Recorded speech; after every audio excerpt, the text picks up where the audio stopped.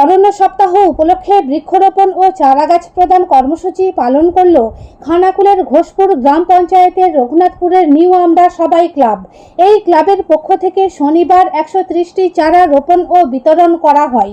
উপস্থিত ছিলেন রীনা মাইতি, অনিতা মাইতি, রুমা জানা, ভাস্কর বেরা, অর্পণ সামন্ত, মিন্টু জানা, সঞ্জয় জানা প্রমুখ।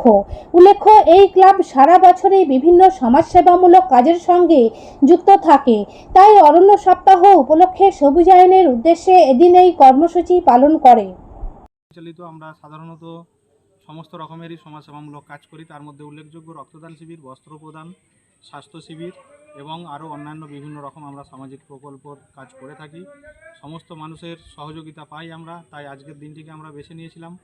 এখন যে অরণ্য সপ্তাহ চলছে, বৃক্ষ রোপণ এবং বৃক্ষ চারা প্রদান করলাম, সেই সঙ্গে মানুষকে সচেতনতা বৃদ্ধি করলাম গাছ কেন লাগাতে হবে।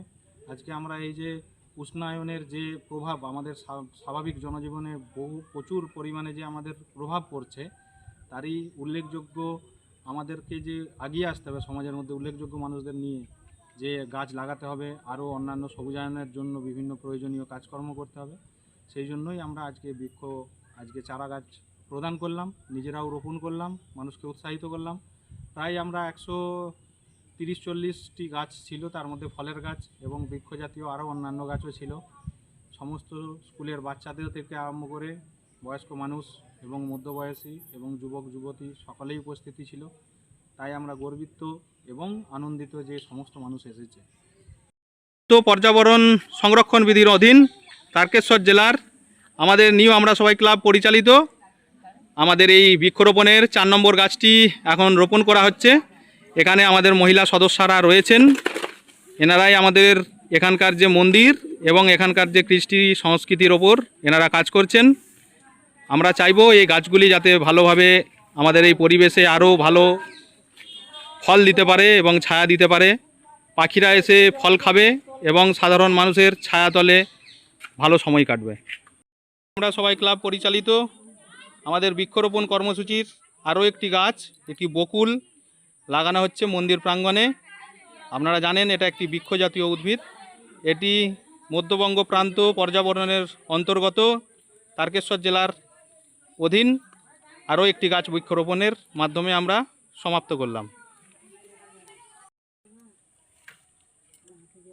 আজকে গাছ লাগানো চলছে আমাদের নিউ আমরা সবাই ক্লাবের প্রাঙ্গণে 4টি। এটি একটি বেলগাছ, আমাদের মাতৃশক্তি, ওনারা লাগাচ্ছেন। এটা হচ্ছে আমাদের হুগলি জেলার তারকেশ্বর জেলার অন্তর্গত পর্যাবরণ যে আমাদের গতিবিধি তারই আন্ডারে কাজটি চলছে। নিউ নূর সোফা সেন্টার, এখানে সমস্ত রকম সোফা পাইকারি ও রিটেলে বিক্রয় করা হয়। সমস্ত সোফা নিজস্ব কারখানায় তৈরি করা হয়। প্রোপাইটার হানিফ হোসেন খাঁ ও রুহুল হোসেন খাঁ, বড়ডোঙ্গল হাটতলা সিনেমা হলের সন্নিকটে হুগলি। যোগাযোগ 7797170093 এবং 9382003105। এবার হাতের কাছেই মিলবে অত্যাধুনিক ও নির্ভরযোগ্য স্বাস্থ্য পরিষেবা। আরামবাগ, খানাকুল ও পরশুরা থানা এলাকার মানুষদের জন্য এক বড় সুখবর।